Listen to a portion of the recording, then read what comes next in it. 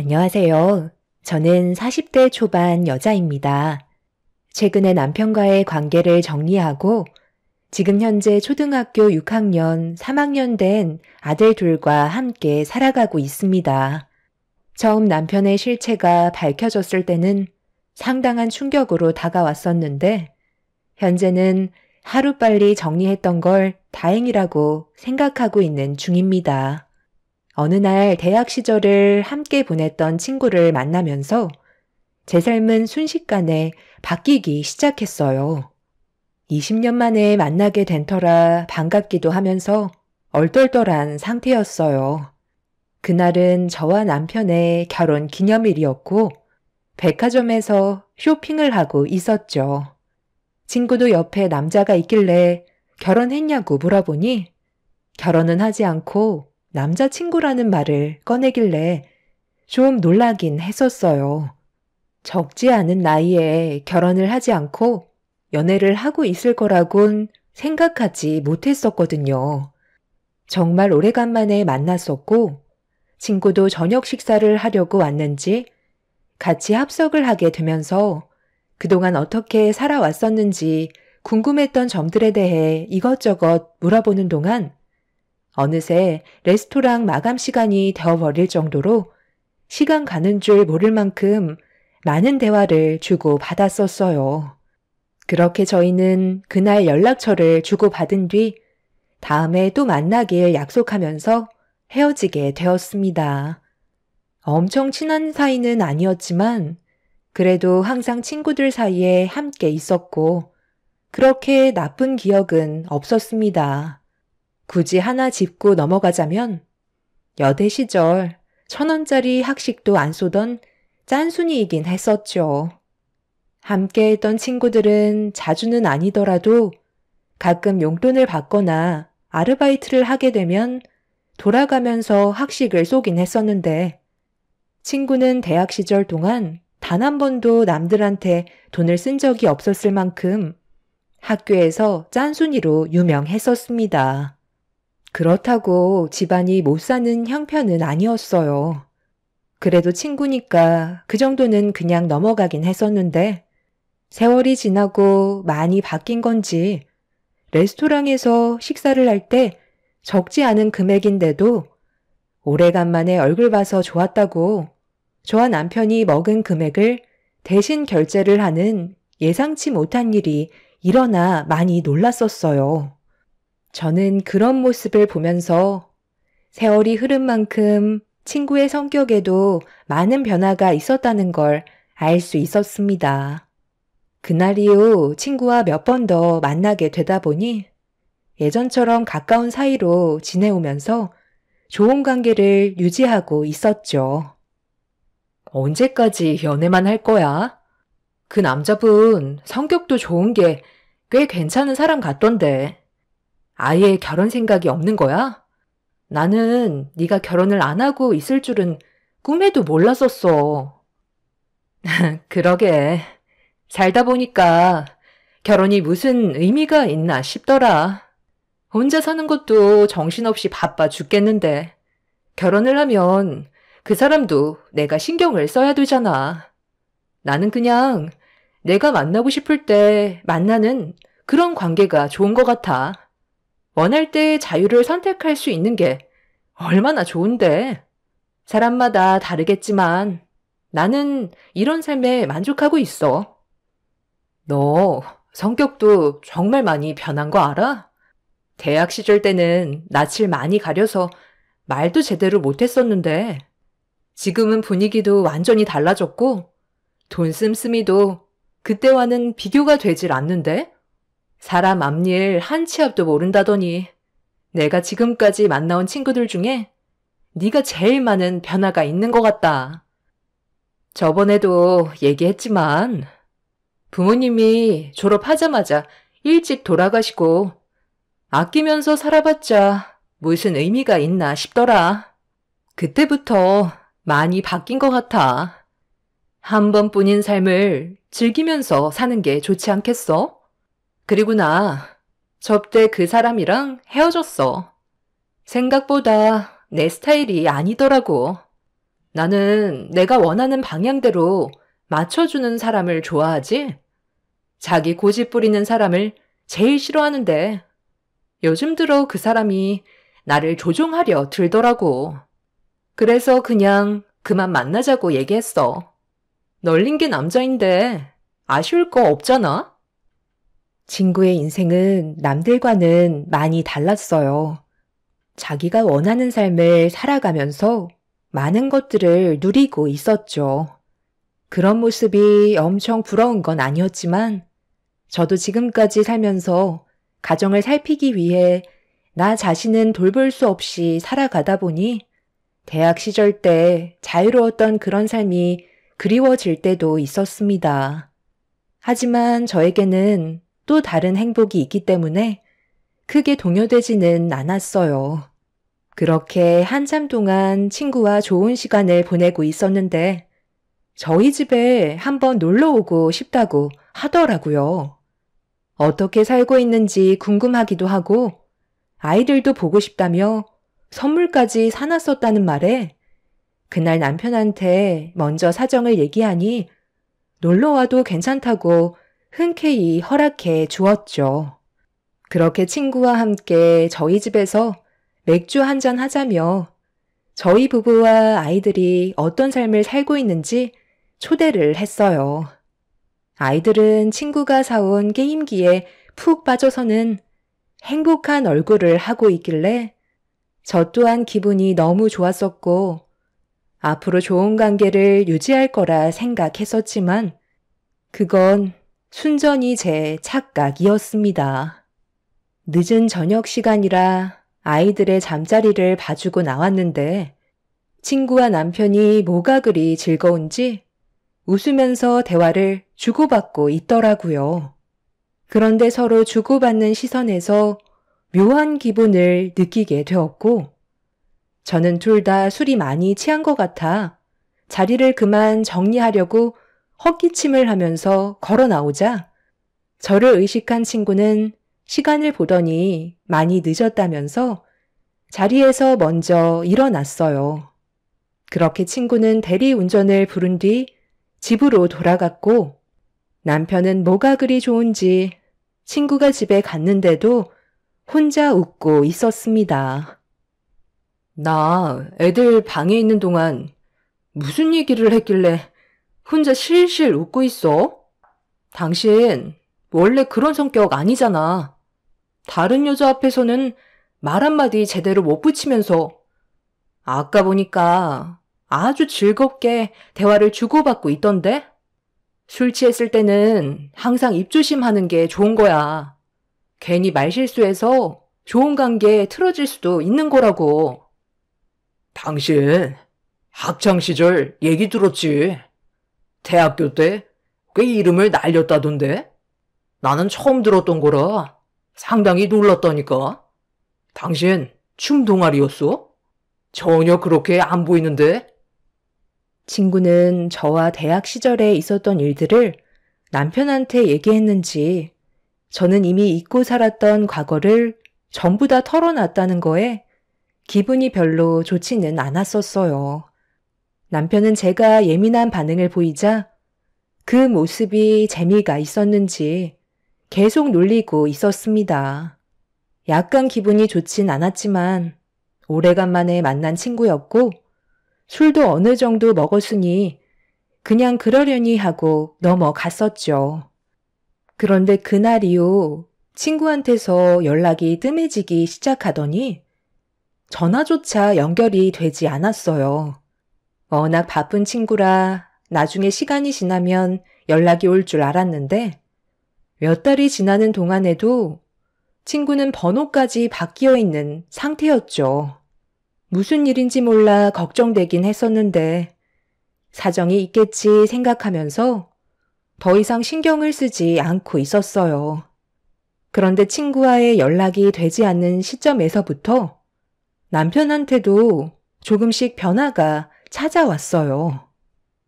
당신 요즘 집에 왜 이렇게 늦게 들어와? 애들이 당신만 기다리고 있다가 지쳐 잠이 들었잖아. 내 전화 안 받을 거면 핸드폰은 뭐하러 가지고 다녀? 아이, 이런저런 바쁜 일들이 많아서 그런 건데. 왜 그거 가지고 화를 내? 나 신경 쓸 시간에 애들이나 더 챙겨줘. 다 먹고 살자고 열심히 일하고 있는 거라고. 당신이 사업을 하는 것도 아니고 월급 받으면서 뭐 때문에 이 시간에 들어오는 건데 하루 이틀이면 내가 아무 말 안 하겠지만 지금 당신이 밤만 되면 내 전화 안 받은 지 얼마나 된 줄 알아? 벌써 한 달이나 됐다고. 사람이 갑자기 변하면 뭔가 문제가 생긴 거라던데. 당신 혹시 나한테 뭐 숨기는 거라도 있어? 뭘 숨기는 게 뭐가 있겠어? 맨날 회사 짐 말고 내가 뭐 하는 게 있기라도 한 줄 알아? 요즘 일이 바빠서 힘들어 죽겠는데 계속 이상한 쪽으로 몰아갈 거야? 그럼 뭘 했는지 나한테 설명해 주면 되는 거잖아. 우리가 지금까지 살면서 이랬던 적이 있었어? 아무리 바빠도 무슨 일이 있으면 나한테 문자라도 한 통 남겼는데 지금 당신은 꼭 하는 행동이 바람 피우고 있는 것처럼 보인다고.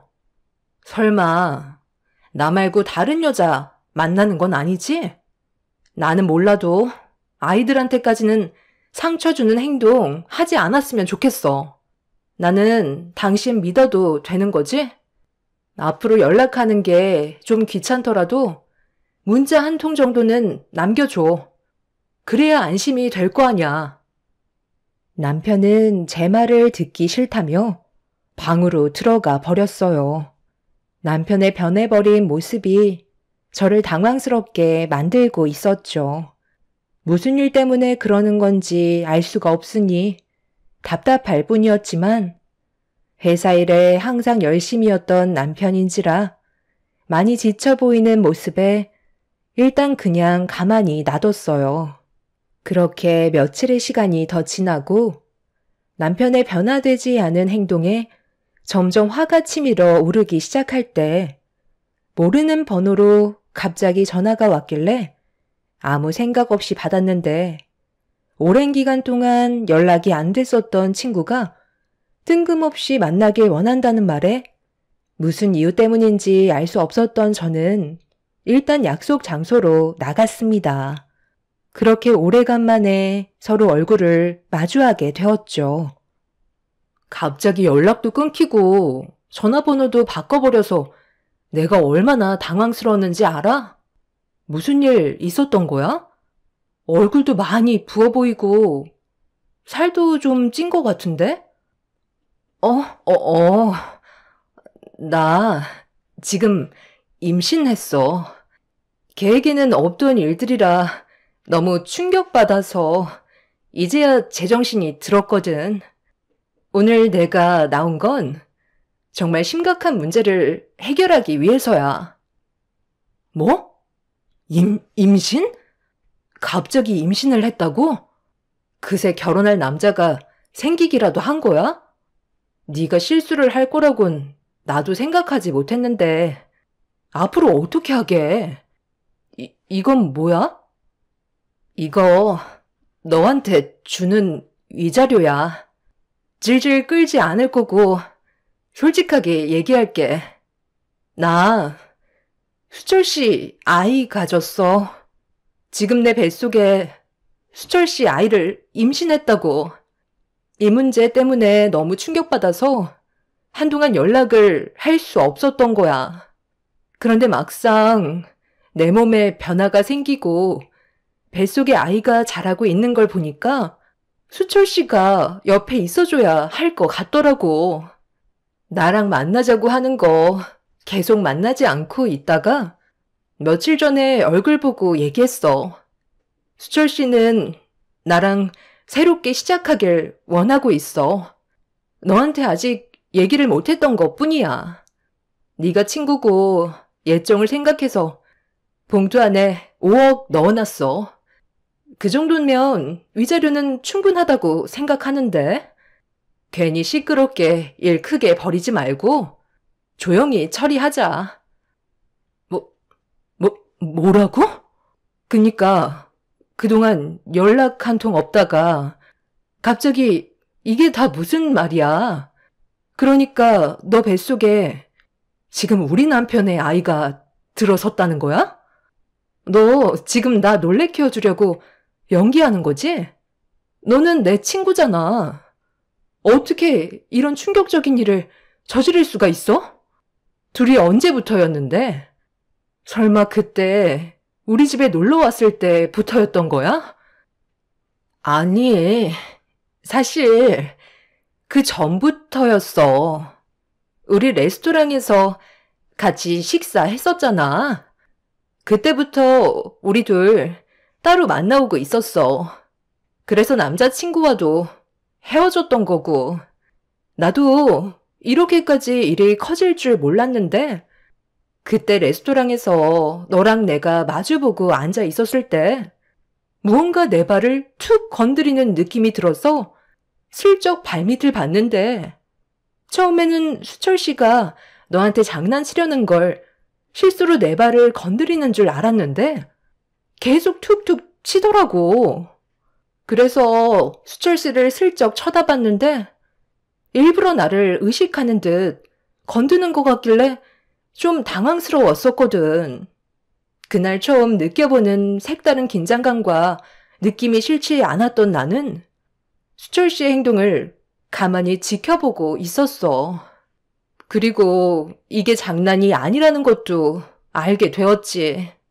그날 네가 화장실 갔을 때 우리는 따로 전화번호를 교환했고 지금까지 몰래 만나고 있었던 거야. 나도 내가 이렇게까지 될 거라곤 상상조차 못했었는데 수철 씨가 나를 헤어나오지 못하게 만들었어.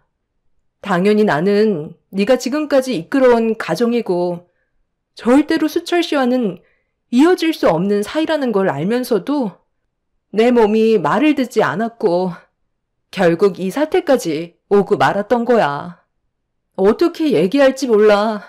지금까지 고민을 하고 있었는데 하루하루 배가 불러가다 보니 수철 씨는 최대한 빨리 얘기하는 게 좋을 것 같다고 하더라. 한 집안의 가장이 잘못된 선택을 했다는 거 알아. 절대로 해선 안 될 행동이지. 그런데 사람은 누구나 진짜 인연을 만나게 되어 있는 것 같아. 너는 내 친구이지만 이 감정을 언제까지 숨길 수 없을 것 같아서 이렇게 만나자고 한 거야. 5억이면 그 사람 것까지 위자료는 충분하니까 정리해 줄 수 있는 거지? 나 혼자 아이를 어떻게 키우겠어. 너는 아이들도 다 커서 크게 신경 쓰지 않아도 되잖아. 내가 오죽 미안했으면 게임기 들고 너희 집에 찾아갔겠어? 네가 아이들 재우러 들어갔을 때 그때 우리는 벌써 할 거 다 하고 있었어. 최대한 걸리지 않으려고 감정 조절하느라 힘들었었지만 너는 전혀 눈치채지 못하고 있었잖아. 이제 그만 수철 씨 보내줘. 나 정말 수철 씨 사랑하고 있어. 이런 감정 처음 느껴봐. 결혼할 거고 앞으로 태어날 수철 씨 아이와 행복하게 살고 싶을 뿐이야. 그렇게 해줄 수 있는 거지? 지금 당장은 힘들겠지만 하루빨리 현실을 받아들이는 게 좋을 거야. 지금 네가 한 말 조금도 거짓이 없는 거지? 정말 우리 남편이랑 함께 살고 싶은 거야? 모든 걸 감당할 수 있을 만큼 그 사람을 진심으로 사랑하는 거니? 내가 너한테 왜 거짓말을 하겠어? 내 모든 걸 걸고 수철 씨를 사랑하고 있어.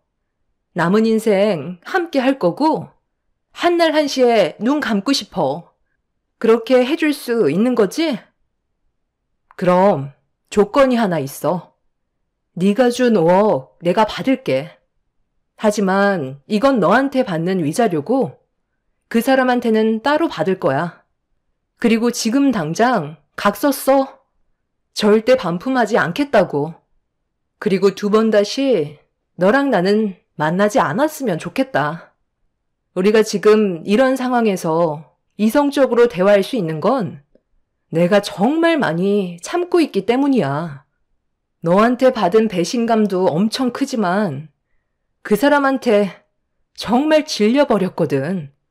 결국 또 이런 식으로 일을 저질렀지만 어쩌겠어. 벌써 건널 수 없는 강을 건너버렸는데. 네가 선택한 길이니까 앞으로 행복만 가득했으면 좋겠다. 너와 내가 나눈 대화에 대한 영상 증거물로 남겨놔야 하니까 다시 한번 얘기해주고 어떤 일이 생기더라도 혼자서 모든 걸 감당하겠다는 각서까지 전부 다 작성해줘. 그럼 깔끔하게 그 사람과 도장 찍고 너한테 보내줄게. 저는 친구한테 모든 증거물들을 받아내었고 남편을 보내주는 대가로 5억을 받았습니다. 그렇게 집으로 돌아가는 동안에도 도저히 믿기지 않은 남편과 친구와의 관계에 너무 화가 치밀어 올랐어요. 사람의 한계를 시험해버린 남편을 도저히 용서할 수가 없었고 이건 정말 아닌 것 같아 집으로 가려는 걸 시댁으로 발길을 돌렸습니다. 시부모님께서는 연락도 없이 찾아온 저를 반겨주셨지만 제 얼굴이 붉어진 모습을 보고 무슨 일이 있었냐며 걱정스러운 얼굴로 바라보고 계셨습니다. 제가 아무 말 없이 거실 소파에 앉자 시부모님께서도 뒤따라 오셔서는 자리에 앉으셨어요. 심각해진 제 얼굴에 시모가 한마디 하셨죠. 왜 또 그래? 우리 아들이 이번엔 뭘 잘못했길래 심각한 얼굴을 하고 있는 거야. 한동안 조용히 지내는가 싶었는데 그새 또 사고를 치기라도 한 거야? 아유, 그럴 리가 있겠소? 내가 한 번만 더 문제 일으키면 그땐 두 다리를 분질러 버린다고까지 했었는데 정신 차렸으니까 지금까지 조용했었던 거지. 아유, 며느리 얼굴을 보면서도 그런 말이 나와요. 지금 상당히 불편해 보이잖아요. 무슨 일인데 그래? 네가 연락도 없이 찾아와서 내가 얼마나 불안한 줄 아니? 제가 왜 찾아왔겠어요? 다 그 사람 때문이죠. 어머님이 생각하시는 거 전혀 빗나가지 않았어요. 이번에도 또 사고를 쳤네요. 전에와는 비교가 안 될 정도로 엄청나게 큰 일을 저질렀다고요. 저는 더 이상 함께 살아갈 수 없을 것 같아요. 다른 사람도 아니고 어떻게 제 친구와 바람을 필 수가 있는 거죠? 그것뿐인 줄 아세요? 벌써 친구 뱃속에 새끼까지 쳐버렸어요. 이제 정말 지긋지긋해서 못 봐줄 것 같아요. 오늘 집에 들어가면 언제 이혼할지 몰라 준비해뒀던 서류에 도장 찍으려고요. 뭐라고? 수철이가 지금 아이까지 만들었다는 거야? 한바탕 난리가 난 지 얼마나 됐다고? 또 시작인 거야? 그놈은 도대체가 생각이 있는 놈이야? 여보, 지금 당장 수철이한테 전화해서 우리 집으로 오라고 해요. 내가 그놈을 가만두나 봐라. 당신도 그놈 아예 돌아다니지도 못하게 만들어 버려요. 시부는 남편한테 바로 전화해서는 당장 시댁으로 오라고 난리를 치셨어요. 남편은 어느 정도 예상을 하고 있었는지 무덤덤하게 시댁으로 들어왔습니다. 시모는 남편이 현관에서 들어오기도 전에 양뺨에 손을 올려 붙이면서 바람 피운 지 얼마 되지도 않아서 또 일을 저지르냐고 남편의 멱살을 잡은 뒤 흔들어 대셨습니다. 시부는 베란다에서 골프채를 가지고 나오시면서 가만두지 않겠다고 난리를 쳤지만 남편은 눈 하나 깜빡하지 않고 오히려 더 목소리를 높였어요. 아버지, 그 사람이 제 인생의 전부입니다. 두 번은 없을 테니 이제 그만하세요. 저는 윤미 씨를 절대 놓치고 싶지 않아요. 그래서 작정하고 아이를 가지게 만들었어요. 당신한테는 정말 미안해. 그런데 이게 나인 걸 어쩌겠어. 자유롭게 해줄 테니까 당신도 이제 갈 길 가면 좋을 것 같아. 위자료는 충분히 줄 테니까 이제 그만 정리하자. 당신은 내 친구 윤미 인생까지 망쳤어. 걔도 처신을 잘못했지만 제일 나쁜 놈은 바로 당신이야. 우리 아이들은 어쩌자고 이런 일을 저질러? 이런 식의 삶이 행복한 줄 알아? 결국 당신도 불행만 찾아오게 될 거라고. 나는 평생 당신을 원망하면서 살 거야. 저번에도 바람 피우다 걸려서 한바탕 난리가 났었는데 그때의 상처가 아직까지 아물지도 않았는데 또 이런 일을 저질러? 아이들이 불쌍해서 나만 참고 넘어가면 될 줄 알았어. 그래서 지금까지 혼자 눈물을 삼키면서 참아왔던 건데 당신이 또다시 모든 걸 망쳐버렸다고. 인생의 마지막 사람이라고? 퍽이나 그러겠다. 당신은 시간 지나면 또 다른 여자한테 눈길을 돌리겠지. 나니까 당신을 지금까지 통제하면서 살아왔지. 아무것도 모르는 윤미가 당신이랑 살면 걔는 아마 버티지도 못할걸? 이미 엎어졌고 더는 함께할 수 없는 상황까지 왔으니 당신은 내가 원하는 대로 모든 걸 맞춰주고 끝내야 할 거야. 저번에 바람 피웠을 때 작성했던 각서 기억나지? 법적으로 효력이 있는 것들로 같이 만들었잖아. 한 번만 더 바람 피우면 지금까지 살면서 모아두었던 모든 재산 전부 다 나한테 주기로 약속했었지? 그리고 아이에 대한 문제도 내가 원하는 대로 해준다고 그랬었잖아.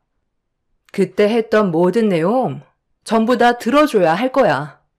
그렇게 하지 않으면 당장 소송 들어갈 거고 당신이 원하는 이유는 절대 없을 거니까 하루빨리 나랑 정리하고 싶으면 내가 원하는 대로 당신은 몸만 나가. 어떻게 할 거야? 소송으로 갈래? 아니면 당장 이혼할래? 남편은 집에서 윤미가 자기를 기다리고 있다며 좋은 소식 들려줘야 아이가 스트레스 받지 않는다면서 최대한 빨리 이혼하겠다며 함께 살면서 모았던 재산에 대해선 각서에 적힌 내용대로 진행하겠다는 말을 꺼내게 되었어요. 시부모님께서는 그 자리에 주저앉아 오열을 하셨고 저희는 서로가 원하는 조건을 들어주면서 이혼을 선택하고 말았습니다. 아이들은 이런 현실을 받아들이기에는 아직 어린 상황이라 최대한 상처받지 않는 쪽으로 설명해 주었지만 아이들은 남편이 과거에 바람을 피우면서 한바탕 난리가 난 적이 있었기 때문에 대충 짐작하고 있는 듯 보였어요. 겉으로 표현을 안 할 뿐 묵묵히 저를 따라와 주었지만 그런 모습을 보고 있던 저는 결국 참아왔던 눈물을 흘리고 말았습니다. 남편은 가정을 포기할 정도로 제 친구한테 푹 빠져서는 헤어나오지 못하고 있었어요. 그렇게 이혼한 지 어느덧 3개월이 지나버렸고 남편과는 법적으로 완전 남남이 되어버린 상태였죠. 새로운 삶에 적응하기 위해 다시 처음부터 시작하게 되었지만 더 이상의 스트레스를 받지 않아 한편으론 마음이 후련했었어요. 저는 그동안 최선을 다했었고 과거에 대해 후회를 하지는 않았습니다. 그렇게 아이들과 또 다른 행복을 찾아 살아가던 어느 날 그동안 한 번도 연락이 없었던 상간녀한테 다시 전화가 왔어요.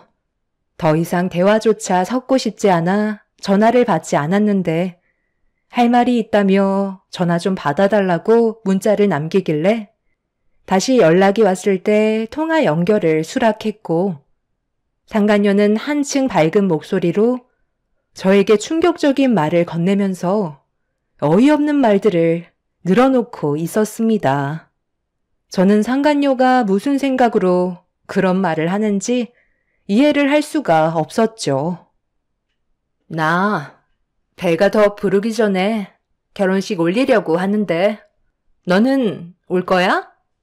그래도 우리 둘의 관계를 연결해 준 게 너잖아. 꼭 축하받고 싶은데 와줄 수 있는 거지? 너 나랑 뭐 하자는 거야? 그 말 하려고 전화 받아달라고 사정을 했던 거야? 너는 그 사랑이 얼마나 오래 갈 것 같니? 남의 가정 무너뜨리고 얻은 사랑이 평생 유지가 될 것 같아? 그동안 그 사람이랑 살면서 어떻게 하면 좋을지 정말 고민 많았었거든. 그런데 네가 모든 걸 해결해줘서 나는 지금 너무 행복해. 거기에다가 돈까지 쥐어줬잖아? 네가 부모님 재산 물려받아 돈이 많은 건 알고 있었지만 사람 보는 눈은 너무 형편없다. 그 사람 바람둥이야. 너 만나기 전에 다른 여자한테 찝쩍거리다가 나한테 걸려서 한바탕 난리가 났었다고. 재벌은 난 못 준다고. 지금은 서로 눈만 마주쳐도 불꽃이 튀기겠지만 그게 얼마나 갈 것 같니? 그건 네가 부족해서 그런 거지.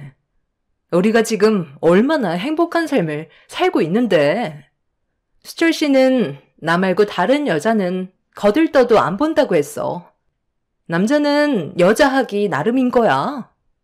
내가 수철 씨 뺏어가서 배 아프니? 그런데 어쩌겠어. 이게 인생인데. 결혼식 오지 못한다고?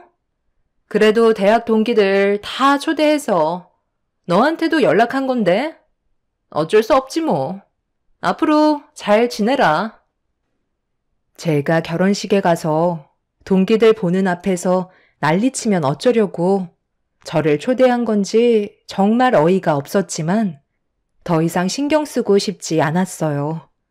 지금 당장은 행복할지 몰라도 그 사람의 성격은 절대 변하지 않을 사람이라는 걸 확실하게 알 수 있었죠. 그렇게 저는 그날 이후 전화번호도 바꾸고 상간녀와 전남편과는 2번 다시 마주치지 않을 지역으로 옮긴 뒤 부모님의 도움을 받으면서 아이들과 함께 생활하고 있었어요. 바쁘게 살아오다 보니 휴식이 필요했고 오래간만에 가족들끼리 여행이나 가려고 동해바다로 출발하고 있는데 주말이라서 그런지 차가 꽤 막히더라고요. 그런데 길 한복판에서 많이 들어본 목소리가 들리길래 고개를 돌려 옆을 바라보니 길거리에 전남편과 상간녀가 서로 얼굴을 붉히면서 머리채를 잡은 뒤 싸우고 있었습니다. 남편은 그새 또 병이 도졌는지 다른 여자를 만난 듯 보였어요. 상간녀의 목소리가 차에까지 들려왔죠. 지금 어디서 거짓말을 하는 거야? 당신이 지금 다른 여자한테 눈길 주는 거 내가 못 봤을 것 같아? 내 친구처럼 나도 버리려고 작정한 거야? 저 여자 누구냐고? 아니, 무슨 소리야? 나는 당신밖에 모른다고 했잖아. 아이 깨겠다. 제발 그만 좀 해. 어떻게 해야 나를 믿어주겠어? 다른 여자한테 눈길 안 줬다니까? 한 번만 걸리기만 해봐. 절대 용서하지 않을 거야. 우리 아이 이제 막 태어났어.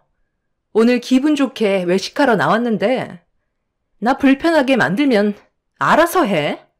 차라리 땅만 보고 걸어 다녀. 당신은 그 눈이 문제야. 다른 여자들을 뚫어지게 쳐다보잖아. 어떻게 하면 꼬실지 속으로 생각하고 있는 것 같다고. 그리고 요즘에 왜 집에 늦게 들어와? 내가 연락하면 바로바로 받으라고 했잖아. 나를 진짜 사랑하기는 하는 거야? 처음에는 잘 몰랐는데 점점 당신이 다른 사람처럼 느껴진다고. 똑같은 레퍼토리였어요. 남편이 연락이 뜸해진다는 건 또 다른 여자와 만남을 가지고 있다는 거였죠. 그녀의 인생도 참 안타까웠습니다. 늦은 나이에 쓸데없이 남의 가정 건드려서 자신의 삶을 무너뜨리는 모습을 보니 너무 한심스러웠네요. 제가 봤을 때 전 남편은 무조건 다른 여자가 있는 게 확실해 보였죠. 조만간 서로 갈라섰다는 소식이 들려올 것 같네요. 행복만 가득할 거라고 나한테 전화한 지가 1년도 안 됐는데 벌써 삐걱거리는 모습을 보니 더 이상 볼 필요도 없을 것 같습니다. 두 사람의 인생은 제가 손을 쓰지 않아도 알아서 무너질 것 같아요. 아마 제가 승자인 것 같습니다. 그동안 참고 살아왔던 보람이 있네요. 앞으로 저희 가족의 삶은 웃음만 가득했으면 좋겠습니다. 한번 바람 피운 사람은 절대 그 맛을 끊지 못한다는 걸 이번 계기로 알 수 있었어요. 제 사연을 들어주신 여러분들의 가족에는 언제나 평화와 행복만 가득하시길 기원 드립니다. 오늘 하루도 행복하세요. 감사합니다. 안녕하세요. 저는 성북구에 살고 있는 30대 중반 여자입니다. 지금도 전화를 하면 바로 밝은 목소리로 받아주실 것 같은 아빠가 세상을 떠나셨다는 게 믿어지지가 않습니다. 언제나 제 곁에 머물러 주실 줄 알았는데 아빠는 저를 남겨둔 채 먼저 눈을 감으셨네요. 앞으로 아빠를 볼 수 있는 건 함께 찍은 사진 몇 장과 동영상이 전부라는 게 제 마음을 너무 아프게 하네요. 저희 아빠가 세상을 떠나신 지도 벌써 3개월이라는 시간이 지났습니다. 지금 현재 혼자가 되어버리신 엄마 옆에는 제가 자리를 지켜드리고 있어요. 항상 웃음이 끊이지 않았던 엄마는 아빠에게 많은 의지를 하면서 살아오셔서 그런지 현실을 받아들이기까지 아직 시간이 더 필요하신 것 같아 엄마와 저는 서로 의지하며 살아가고 있습니다. 그리고 아빠가 떠나시면서 또 다른 충격적인 사실들이 밝혀지게 되었는데요. 만약 제가 그걸 목격하지 않았다면 저희 집안은 돌이킬 수 없는 상태까지 왔을 거예요. 어떻게 보면 아빠가 도와주셨다고 할 수 있을 만큼 결정적인 증거를 남겨두셨습니다. 제 사연의 시작은 5년 전 어느 여름날 저희 가족이 동해바다 해수욕장에서 물놀이를 하고 있던 도중에 아빠가 다리에 쥐가 나셨는지 물에서 나오지 못하고 계셨어요. 그때 어떤 남자가 저희 아빠를 구해주면서 그 사람과의 인연이 시작되었습니다. 아빠는 생명의 은인이라면서 그 사람을 정말 마음에 들어 하셨죠.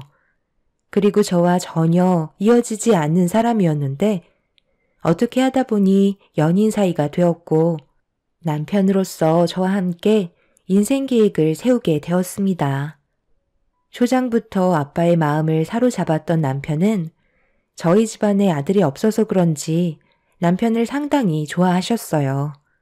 남자답고 아빠가 없어도 저희 가족을 잘 이끌어줄 것 같은 믿음을 가지고 계셨죠. 저도 남편의 듬직한 모습이 정말 마음에 들었습니다. 더군다나 남편은 아빠를 위기에서 구해줬기 때문에 그 점이 많은 작용을 하게 되었죠.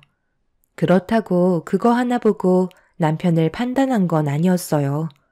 인성 또한 좋았고 어른에 대한 예의도 갖췄으며 대기업에서까지 근무를 하고 있었기 때문에 남편에 대한 호감도가 상승했던 거였습니다. 서로가 만들어질 수 없는 인연이었기 때문에 저희 가족 모두 남편을 특별한 존재로 생각하고 있었어요. 저희 집안에 꼭 필요한 사람으로 인식을 하고 있었죠. 그렇게 좋은 관계를 유지하는 동안 남편에 대해 실망했던 적이 단 한 번도 없을 만큼 잘 지내오고 있었는데 불행은 평화로울 때 오는 거라고 어느 날 아빠의 행동에 이상한 점들이 조금씩 눈에 들어왔고 아빠도 몸에 문제가 생겼다는 걸 인지하셨는지 병원에서 검사를 받아봐야 할 것 같다고 하시길래 저희 가족 모두 아빠의 건강 상태를 확인하기 위해서 병원으로 향하게 되었죠. 그리고 검사를 받아본 결과 충격적이게도 아빠는 치매 초기 증상을 겪고 있으셨어요. 가끔 일상생활을 하실 때 깜빡하시거나 되물으시는 경우가 몇 번 있으셨는데 그게 초기 치매 증상인 걸 병원에 가서야 알게 된 거였죠. 저희 가족은 하늘이 무너져 내릴 만큼 상당한 충격을 받게 되었고 연세가 많으셨던 아빠는 생각보다 치매 증상이 날이 가면 갈수록 하루가 다르게 변화된 모습을 보여주셨네요. 의사는 치매라는 게 사람마다 진행되는 속도가 다르기 때문에 꾸준한 관리가 중요하다며 여러 가지 조언을 해주셨지만 그건 크게 도움이 되지는 못했습니다. 그러다 보니 남편도 많이 걱정이 됐는지 치매에 좋다는 것들을 자주 사왔고 일부러 시간을 쪼개서 친정에 다녀오기도 했었네요.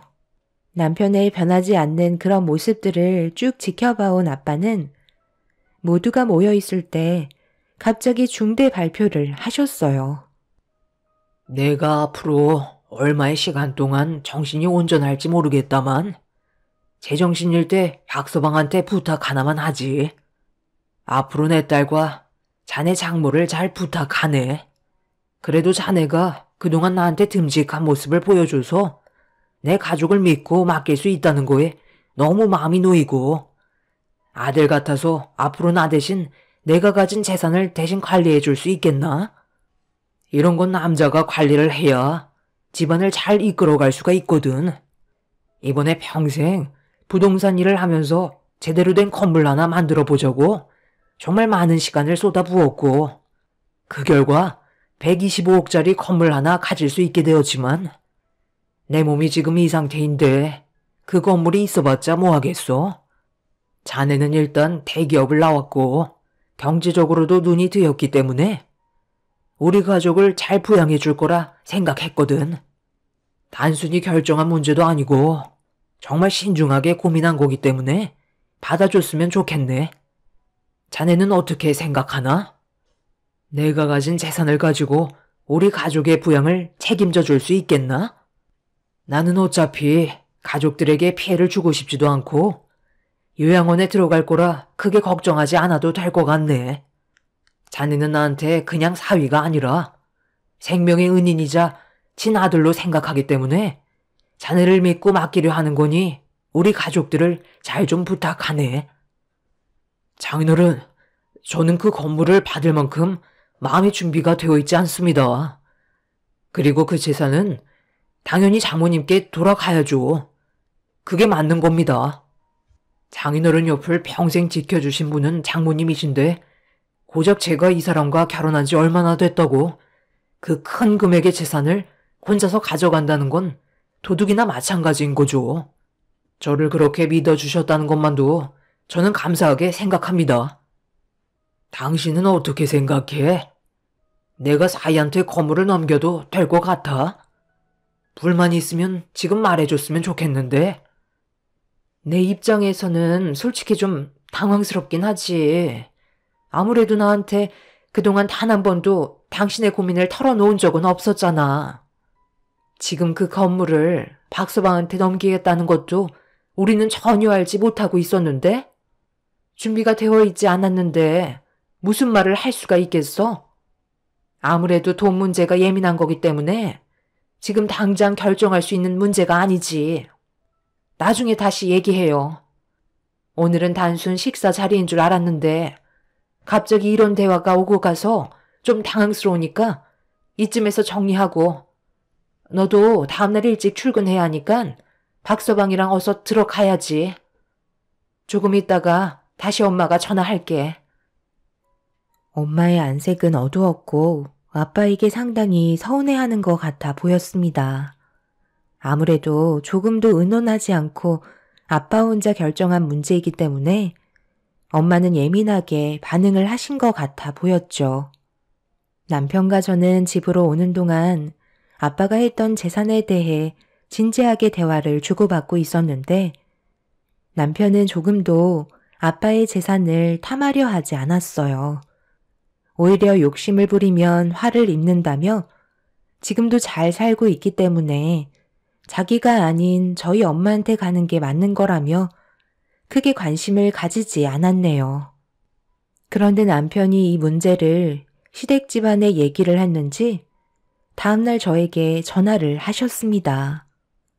퇴근하고 저희 집에 오시겠다는 말이셨고 상당히 화가 많이 올라오신 목소리셨어요. 그렇게 퇴근 후 집에 도착하니 남편과 시부모님께서 먼저 집에 들어와 계셨고 시모가 빨리 오라며 조급해 하셨네요. 그리곤 처음으로 저에게 화를 내셨습니다. 넌 옆에서 뭐하고 있었던 거야? 사돈어른께서 내 아들한테 재산을 넘기겠다는 말까지 나왔는데 옆에서 가만히 있었다며? 네? 어머님, 갑자기 그게 무슨 말씀이세요? 제가 옆에서 저희 아빠가 가지고 계신 재산을 당연하게 받을 수는 없는 거잖아요. 형식적으로 이 사람이 아닌 저희 엄마한테 돌아가는 게 맞는 거라고요. 그리고 아직 저희 아빠 멀쩡하세요. 지금 당장 넘겨주시겠다는 게 아니라 혼자서 생각을 하고 계신 것뿐이지 아직 결정된 건 아무것도 없었어요.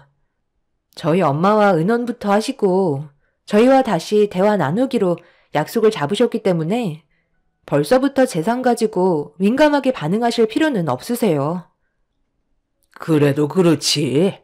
너도 옆에서 어느 정도는 입김을 불어넣어줘야지. 아무 말도 하지 않고 있으면 어쩌자는 거야? 내 아들이 너희 집안과 평범한 사이는 아니잖아. 사돈의 생명을 연장해준 은인이라고. 세상 떠나면 돈이 무슨 소용이겠어? 영정사진에 올라갈 뻔했던 사돈을 내 아들이 구해줬는데 그 정도는 당연히 받을 수 있는 거지. 사람 목숨값이 정해져 있는 거 봤니? 아버님, 이해 못하는 거 아니에요. 이 사람이 저희 집안에 정말 필요한 존재이고 그 부분에 대해서는 항상 고맙게 생각하고 있어요. 그러니 조금만 기다려주세요. 저희 부모님께서 조만간 답을 주실 것 같아요. 그리고 이 사람도 저희 아빠의 재산에 대해 욕심이 없다고 했어요. 그 재산은 저희 엄마한테 가는 게 맞는다고 했었는걸요. 그런데 당신이 내가 부모님이 대화하실 때 아무 말도 하지 않았다고 얘기했었어? 내 입장을 충분히 생각해주고 있는 걸로 알고 있었는데. 우리 부모님이 방금 좀 과장돼서 얘기하셨는데 당신은 옆에서 가만히 있었다고 말씀드린 거야. 이 문제가 작은 건 아니잖아.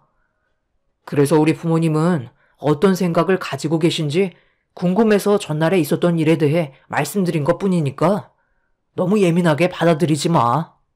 우리 부모님은 언제나 항상 우리 둘만 생각하시는 거 당신도 잘 알지? 잘 됐으면 하는 마음에서 그런 거라고. 내가 너한테 언제 못했던 적 단 한 번이라도 있었니? 네가 며느리로 들어온다고 했을 때 조금도 반대한 적 없었고 우리 집안의 며느리로 환영했었다. 그것뿐이야. 시집살이 한 번도 시킨 적이 없이 매년마다 명절 때며 김장날 다른 집안들은 때 되면 사건 사고가 끊이지 않는 거 나는 너한테 쓸데없이 노동 같은 건 조금도 시키지 않고 전부 다 내가 했었잖아.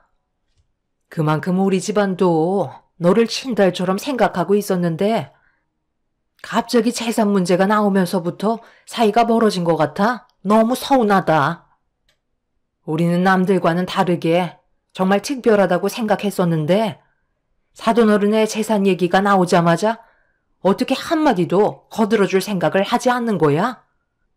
그동안 한 번도 이런 마음 가진 적 없었는데 전날에 네가 보인 행동은 정말 실망스럽다. 시부모님께서는 저에게 많이 실망하셨다며 쓴소리를 계속해서 쏟아내셨어요. 저 또한 처음 겪어보는 시부모님의 화난 모습에 적응을 하지 못하고 있었어요. 그런데 남편이 아직 해결되지도 않은 일들에 대해 전부 다 얘기했다는 건 저로서도 많이 서운한 감정이 들었죠. 더군다나 한마디도 거들어주지 않았다는 식으로 저를 안 좋게 설명했다는 거에 기분이 좋지 않았습니다. 저는 최대한 시부모님을 진정시켜 드렸지만 그럴 때마다 점점 더 흥분을 가라앉히지 못하셨어요. 그런데 갑자기 초인종 소리가 들리길래 확인을 해보니 남편의 여동생인 신우이가 저희 집을 찾아온 거였어요. 지방에서 일을 하고 있는 신우가 왜 찾아왔는지 이해할 수 없었는데 시부모님께서 부르셨는지 서둘러 문을 열어주라며 다그치셨네요. 새언니, 제가 이 문제로 여기까지 달려와야겠어요? 제가 새언니한테 얼마나 실망을 많이 했으면 퇴근하자마자 저녁도 안 먹고 무작정 오빠 집으로 달려왔겠어요. 정말 그 말이 사실이에요? 언니 아버님께서 저희 오빠한테 125억이나 되는 건물을 주시겠다고 하셨다면서요? 그런데 새언니는 아무 말도 하지 않고 옆에서 가만히 있었고요. 돈 얘기가 나오니까 저희 오빠를 사랑하는 마음이 싹 변했나 봐요. 도대체 무슨 생각을 하고 계셨던 거예요? 원래 같으면 무조건 새언니가 저희 오빠한테 재산을 넘겨주라고 먼저 말씀드려야 하는 거 아닌가요? 오빠가 누구예요? 새언니 아버님의 생명을 구해준 은인이라고요. 제가 새언니 입장이었다면 아빠를 구해드린 값으로 100억이 아닌 1000억이라도 아깝지 않게 생각했을 거예요. 그런데 새언니는 결정적으로 그 순간 망설였다는 거고 저희 오빠를 대신해 옆에서 얘기해주지 않았다는 거예요.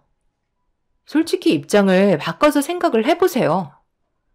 125억짜리 건물을 유산으로 넘겨주시겠다는 건데 당연하게 받는 게 예의상 맞는 거예요? 일단 한 발 빼고 거절하는 게 예의잖아요? 그럼 언니 아버님께서 다시 오빠한테 건물을 가져가라고 하셨을 때 마지못해 어쩔 수 없이 받는 것처럼 해야 그림이 좋은 거라고요. 그런데 지금 상황이 좀 이상하게 흘러가고 있잖아요? 새언니도 인정하죠? 아가씨, 저는 돈이 아깝다고 얘기한 적이 단 한 번도 없었어요. 단지 저희 부모님께서 오랜 기간 함께 하셨기 때문에 이 점에 대해서는 상당히 예민할 수밖에 없는 문제이고 결정적으로 엄마는 신중하고 싶으셨던 것 뿐이에요. 그 말이 똑같은 거죠. 마음의 변화가 생겼다는 건 그때의 고마움을 잊어버리셨다는 건데요. 화장실 들어갈 때와 나올 때가 다르다더니 정말 그 말이 맞는 것 같아요. 저는 새언니한테 조금도 서운한 감정이 없었는데 이번 일을 통해서 다시 보게 됐어요. 저희 가족과 관계 회복을 하고 싶으시면 오빠한테 최대한 빠른 시일 내에 건물 명의가 바뀔 수 있게 만들어주셨으면 좋겠네요. 신우가 찾아온 이유도 똑같았어요. 큰돈이 한 번에 들어온다는 생각에 지금을 놓치고 싶어하지 않는 것 같아 보였습니다. 저도 시댁 식구들의 저를 대하는 행동에 대해 실망을 많이 했었고 남편한테 너무 서운했었어요. 정리가 되지도 않은 상황을 너무 크게 불려놓은 상태라 수습하는 것도 쉽지가 않았습니다. 한참 동안 시댁 식구들은 흥분을 가라앉히지 못한 채 저에게 불만을 쏟아내다가 할 말이 다 떨어졌는지 점차 말수가 줄어들기 시작했어요. 그리곤 다시 침착하게 저를 설득하셨습니다. 내 말이 무슨 뜻인지 이제 알겠지? 너희들이 앞으로 살아가는데 정말 중요한 순간이라는 거야. 그 건물을 처분하고 들어오는 돈으로 너희들이 할 수 있는 게 얼마나 많은 줄 아니? 그것뿐이겠어? 가족들이 앞으로 살아가는데 먹고 살 걱정은 안 해도 된다는 거잖아. 사돈어른의 결정으로 가족들의 삶에는 큰 변화가 찾아올 거다. 그리고 우리의 관계는 더욱더 끈끈해지겠지. 앞으로 하루 이틀 얼굴 볼 사이도 아니고 이제 평생을 함께해야 될 가족으로 형성이 되어 있는 건데 돈 때문에 우리 싸우지 말자. 서로 웃으면서 좋게 해결 볼 수 있는 거야. 그런 큰 돈 가지고 있어봤자 뭐 하겠어. 세상 떠날 때 가지고 갈 수 있는 것도 아니잖아. 남은 인생 즐기다 가면 그걸로 만족하는 거지. 사돈어른께 유산으로 남겨주려 하지 말고 최대한 서둘러서 내 아들의 명의로 바꿔달라고 해라. 우리 웃으면서 잘 살아보자. 사돈어른의 건강이 더 안 좋아지기 전에 하루빨리 정리해야지. 내 말 무슨 뜻인지 이해할 수 있지? 딸이 얘기하는데 안 들어줄 부모가 어디 있겠어? 어머님께서 하신 말씀 충분히 이해했어요. 하지만 아직까지 저한테 그렇다 할 얘기를 해준 건 아직 없으세요. 어머님께서도 저희 아빠가 지금 현재 어떤 상태이신지 잘 알고 계시잖아요. 그래서 저도 지금 많이 당황스러워서 어떻게 해야 할지 많은 고민을 하고 있는 중이에요. 일단 조만간 부모님 얼굴 뵈러 가야 할 것 같으니까 그때 다녀오고 나서 다시 소식을 전해드릴게요.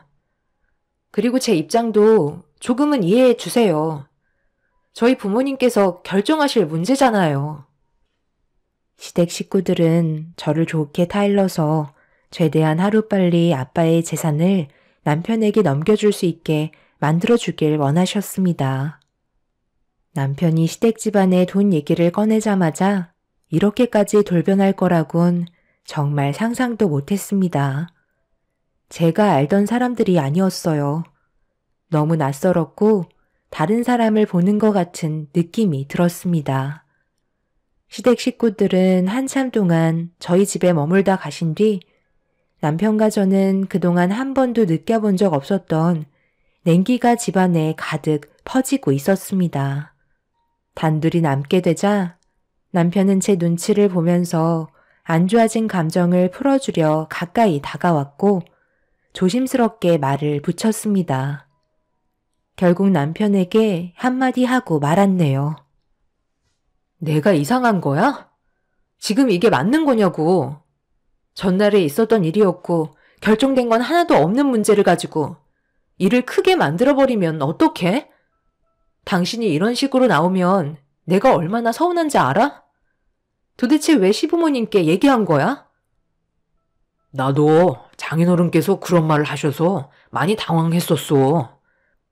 그런데 만약 정말 나한테 건물이 넘어온다면 어떻게 해야 할지 고민이 되니까 우리 부모님의 의견을 들어보고 싶어서 전날에 있었던 상황에 대해 잠깐 설명을 드린 것뿐이었는데 나도 일이 이렇게까지 커질 줄은 몰랐지.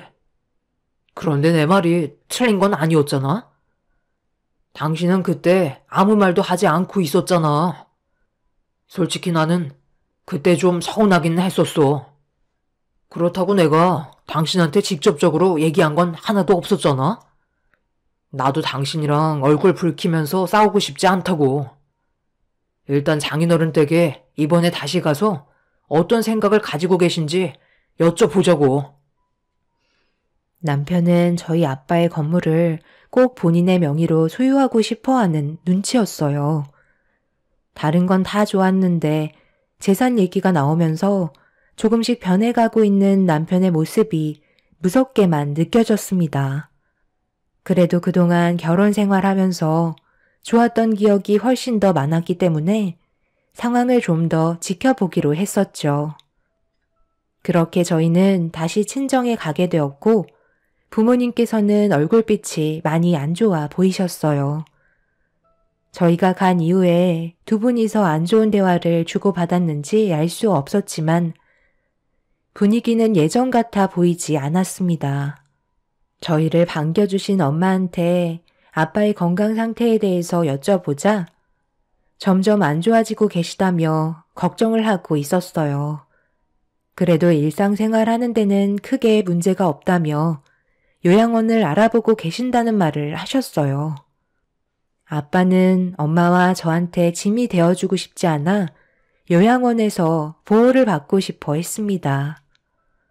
알고 보니 엄마는 아빠가 옆에 있어주길 원했고 아빠는 요양원에 들어가겠다고 결정을 내리신 상태셨죠. 그러다 보니 안 좋은 감정이 표출이 되면서 좋았던 부부 금실에도 금이 가기 시작했습니다. 엄마는 정말 힘들어서 버티지 못할 것 같을 때까지는 아빠를 곁에 두고 싶어 하셨어요. 하지만 아빠는 엄마가 힘들어하는 모습을 보고 싶어 하지 않았습니다. 서로가 진심으로 사랑하고 있어서 이런 의견 차이가 생기는 듯 보였어요. 그런데 남편이 어떤 분위기인지 파악을 하지 못했는지 엄마의 얼굴을 붉히게 만드는 한마디를 꺼내고 말았어요. 제 생각으로는 장인어른께서 요양원으로 들어가시는 게 좋을 것 같은데요. 장모님이 요양원에 출입을 못하는 건 아니잖아요.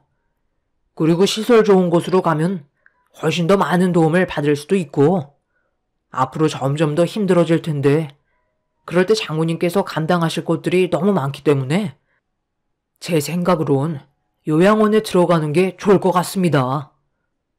정 아니다 싶을 때 다시 댁으로 돌아오면 되는 거잖아요. 그러니 이 문제에 대해 너무 심각하게 받아들이지 않으셨으면 좋겠어요.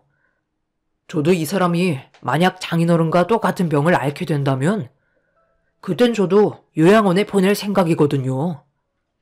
아무리 사랑하는 사이라 해도 내 몸이 힘들면 사랑은 눈앞에서 보이지 않거든요.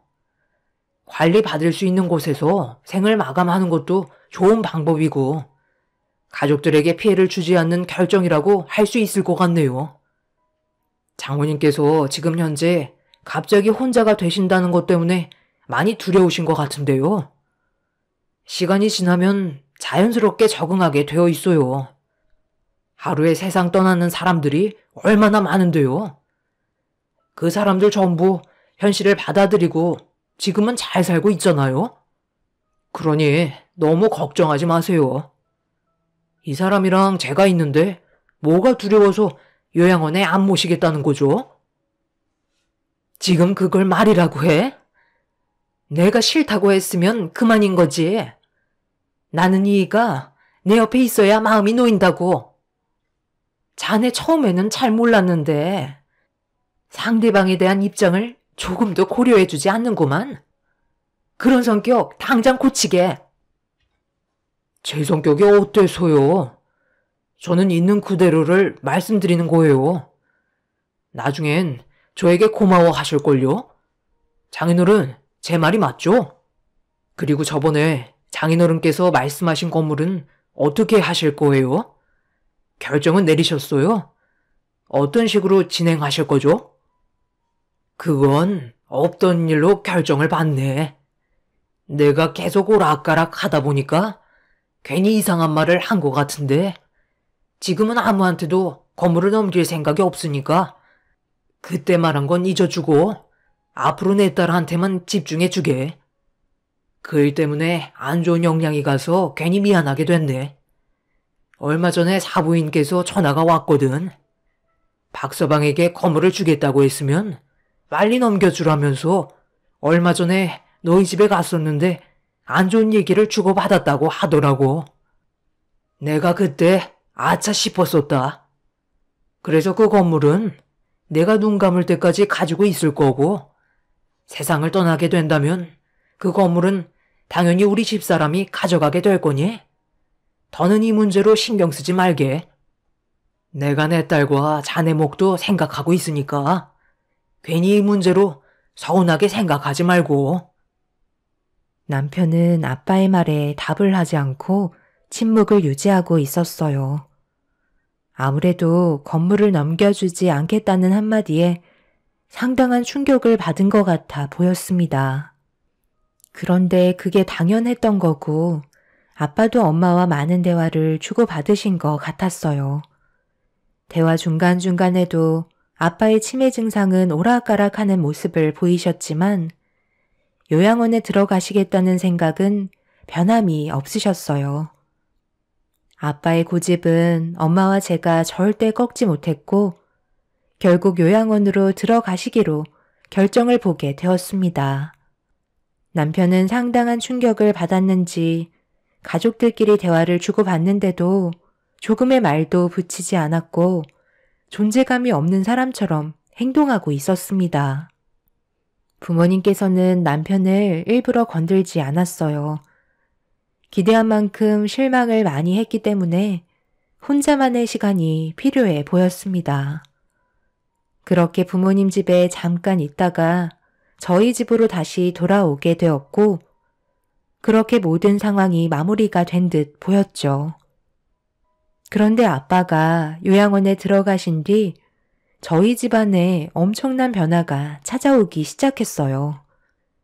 스트레스를 많이 받거나 환경적인 요인에 문제가 생겼을 때 치매 증상이 악화가 된다고 했었는데 아빠는 요양원에 들어가신 뒤부터 치매의 속도가 상당히 빠르게 진행되고 계셨습니다. 나중에는 엄마를 알아보기 힘드실 정도로 아예 다른 사람의 모습이 되어버린 상태셨어요. 누구는 치매가 서서히 진행이 된다는 사람도 있었는데 아빠는 저희가 생각했던 시간보다 훨씬 더 악화가 되어 계셨습니다. 그런 모습을 지켜보고 있던 저희는 다시 집으로 돌아가야 하나 싶었지만 엄마를 알아볼 수 없는 상태에서 한 공간에 있는 건 위험할 수도 있다며 요양원에선 집에서 모시는 걸 반대했어요. 제가 누군지도 전혀 모르고 계셨습니다. 저희가 할 수 있는 건 아빠를 지켜보는 것 밖에는 없었어요. 그런데 어느 날 남편이 아빠의 손을 잡으면서 무슨 말을 하기 시작했어요. 그리고 잠시 뒤 아빠의 입에서 남편에게 건물을 넘겨주겠다는 말을 뱉으셨습니다. 정신이 온전치 않았던 아빠가 갑자기 남편에게 건물을 넘겨주겠다는 한마디에 저희는 정신이 돌아온 줄 알았는데 계속 똑같은 말을 반복하고 계셨어요. 그런데 남편이 그 말을 녹음해 두었는지 아빠가 세상을 떠나시면 녹음한 파일이 법적으로 효력이 있을 거라며 아빠의 건물에 대한 욕심을 나타내고 있었습니다. 갑작스럽게 돌변한 모습을 보인 남편을 보고 있던 저는 온몸에 소름이 돋기 시작했어요. 저는 녹음된 파일로는 증거가 채택이 될 수 없다며 얘기했지만 제 말은 조금도 신경 쓰지 않고 있었죠. 옆에서 남편의 행동을 지켜보고 있던 저희는 어이가 없었고 엄마는 남편에게 녹음된 파일을 당장 지우라며 화를 내셨습니다. 왜 저희 아들한테 화를 내세요? 모든 결정은 사돈어른께서 하셨는걸요? 증거가 채택이 되는지 안 되는지 그건 나중에 법정에서 확인해 보면 되는 문제이니 너무 화부터 내지 마세요. 그래도 하나밖에 없는 사위인데 이 정도는 애교로 봐주셔야죠. 사돈께서 여긴 어쩐 일이시죠? 지금 무슨 생각을 하고 계신지 모르겠지만 그렇다고 사돈이 원하는 대로 모든 게 이루어질 수 없다는 걸 알아두셨으면 좋겠네요. 남의 재산을 탐하는 것 자체가 법적으로 문제 있다는 걸 모르시나 보네요. 그걸 아시는 사돈은 그럼 잘하고 계세요. 오늘은 사돈어른 얼굴 한번 뵙고 가려고 잠깐 들린 것 뿐이에요. 그리고 저희가 아들과 긴히 할 말이 있으니 오늘은 따로 좀 시간을 가지겠습니다. 엄마는 시댁 식구들의 돌발 행동에 많이 당황스러웠는지 그 자리에 주저앉았고 저 또한 변해버린 남편의 모습에 적응을 하지 못하고 있었어요. 엄마는 그동안 너무 많은 스트레스를 받으셨는지 결국 몸살에 걸리셨고 저 또한 몸이 좋지 않아 집에서 쉴 수밖에 없었죠. 그런데 저희가 며칠간 요양원에 가지 못했을 때 하필 문제가 터지고 말았습니다. 아빠가 돌발 행동을 하셨는지 요양원에서 사라지셨다는 연락을 받게 되었고, 엄마와 저는 그 소식을 접하곤 서둘러 요양원으로 출발을 하게 되었어요. 요양원에서는 아빠를 찾지 못하자 저희는 주변 일대를 돌아다니면서 아빠를 찾고 있었어요. 그렇게 한참 동안 아빠의 행방을 알려고 돌아다니고 있었는데 요양원에서 다시 전화가 왔고 충격적인 소식을 들을 수 있었습니다. 아빠가 건물 밖으로 나가셔서 혼자 돌아다니시다가 달리는 버스를 발견하지 못하면서 충돌이 일어났고 그 자리에서 세상을 떠나셨다는 말을 들을 수 있었습니다. 한순간에 아빠를 잃게 된 저희는 병원에 도착해 아빠를 살려달라고 애원했지만 이미 아빠는 너무 큰 사고로 인해 결국 돌아오지 못하셨네요. 뒤이어 남편과 시댁 식구들도 병원으로 와주었고 남편이 아빠의 장례를 도와주며 그날만큼은 아무 말도 하지 않았습니다. 그런데 장례가 시작이 되면서 조문객이 없던 늦은 새벽에 남편과 시부모님은 한자리에 모여 술판을 벌이면서 대화를 주고받고 있었는데 얼굴빛이 상당히 밝더라고요. 저는 그 모습들을 쳐다보며 무슨 말을 하고 있는지 들어봤는데 아빠의 125억짜리 건물이 남편에게 간다며 시부모님은 기뻐 날뛰시며 장례식장에서 잔치라도 벌이는 듯 행복한 모습을 보여주고 있었네요. 저와 엄마는 넋이 나간 상태라 그 모습을 보면서 한숨을 내쉬었고 왜 이런 사고가 발생이 됐는지 이해할 수 없었습니다.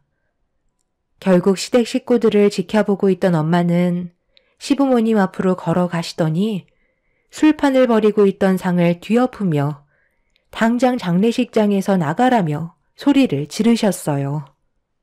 결국 엄마와 시부모님께서 얼굴을 붉히며 몸싸움이 일어났고 남편은 중간에서 말리면서 저희 엄마한테 현실을 받아들이시라며 갑자기 핸드폰을 꺼내 들더니 충격적인 영상을 보여주었습니다.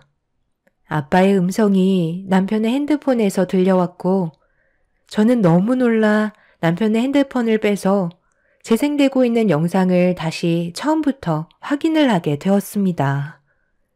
그 안에는 아빠가 남편에게 125억의 건물의 재산을 넘겨주겠다는 유언이었고 저와 엄마는 촬영되어 있는 아빠의 모습을 보고 사색이 된 얼굴로 영상을 계속 돌려볼 수밖에 없었어요. 이게 어떻게 된 거야? 아빠가 언제 이런 유언을 남기신 거지? 그동안 나한테 이런 중요한 걸 숨기고 있었던 거야? 내가 뭐라고 그랬어? 장인어른께서 나한테 그 건물을 넘겨주신다고 하셨잖아. 촬영된 영상을 보면 1명 이상의 증인인 내가 옆자리에 앉아있고 연도부터 날짜까지 전부터 장인어른께서 직접 말씀하셨다고. 그러니 이건 법적으로 무조건 혈역이 생기는 거야. 나는 절대 인정할 수가 없어. 이거 당신이 전부 꾸민 짓이지? 아빠가 온전치 못한 몸으로 이런 걸 촬영했을 리 없다고. 엄마는 상당한 충격을 받으셨는지 그 자리에 쓰러지셨고 남편은 제가 들고 있던 핸드폰을 뺏은 뒤 시부모님과 함께 장례식장을 빠져나가려는데 빈소에 이상한 음성이 들려오기 시작했어요.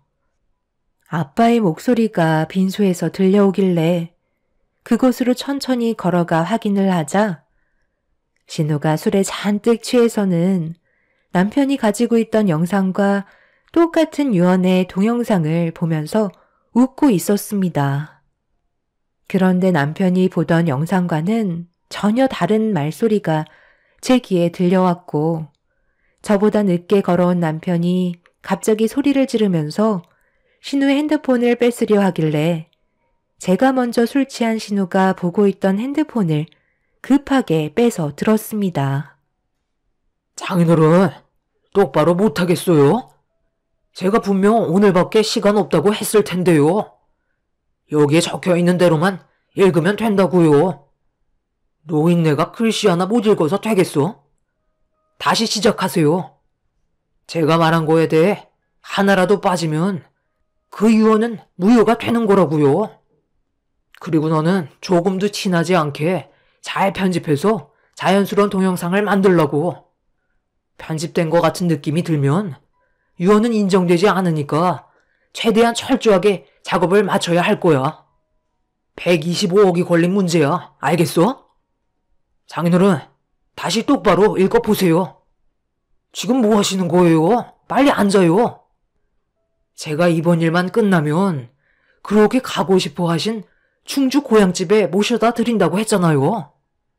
엄마, 장인어른 가시잖아. 빨리 붙잡아요. 남편은 엄마와 제가 몸이 좋지 않아 요양원에 가지 못했을 때 그 틈을 노려 아빠에게 억지로 유언을 받게 만들었어요. 그런데 아빠가 그런 환경이 무서웠는지 요양병실을 빠져나오게 되었고 요양원 밖으로 나간 아빠는 버스와 사고가 나게 되신 거였죠. 신우는 이런 일에 상당한 충격을 받았는지 제정신이 아닌 상태로 죄책감에 시달렸는지 만취가 된 모습을 하고 굳게 닫혀있는 빈소문 앞에서 영상을 틀어서 보고 있던 거였네요. 너무 충격적인 진실이 눈앞에 펼쳐졌고 엄마는 말도 안 되는 사실에 오열을 하셨습니다. 결국 시댁 식구들 전부 경찰에 연행이 되면서 조사를 받게 되었어요. 저희 아빠를 구해줬던 남편이 재산 때문에 아빠를 세상 떠나게 만든 사건이었습니다. 지금 현재 시댁 식구들은 법적인 처벌을 앞두고 있는 상태이고 저희 가족에게 선처를 바라고 있습니다. 아빠를 구해줬었던 그때의 일을 반복해서 말하면서 단순 사고였다며 본인들은 잘못이 없다고 말하고 있네요. 저희 가족의 재산을 탐하기 위해 거짓 유언을 꾸미려 했던 그 사람들을 절대로 용서해주고 싶지 않아요. 최대한 많은 처벌을 받길 원합니다. 믿었던 만큼 배신 또한 너무 크네요. 엄마와 제가 앞으로 정상적인 삶을 살아갈 수 있을까요? 제 사연 들어주신 분들, 여러분들의 가정은 언제나 행복하시길 바랄게요. 감사합니다. 안녕하세요. 저는 30대 여자입니다. 이번에 새로운 지역으로 이사를 했는데 그곳에서 전혀 예상치 못한 사람들을 만나 사연을 신청하게 되었습니다. 10년 전에 이혼했던 전남편과 시모를 제 아이가 다니게 될 영어 유치원에서 만나게 됐는데요. 10년이 지났는데도 그때나 지금이나 달라진 건 없더라고요. 제가 전부인 전 며느리였다 해도 그건 과거일 뿐 현재는 법적으로 아무 관계도 아닌데 제 앞에서 온갖 막말을 퍼부은 두 모자의 행동을 보는데 참 어이가 없더라고요. 과거에 안 좋게 끝났어도 이미 지나간 일인데 뭐하러 쓸데없이 감정 소모를 하는 건지 이해가 되지 않았어요.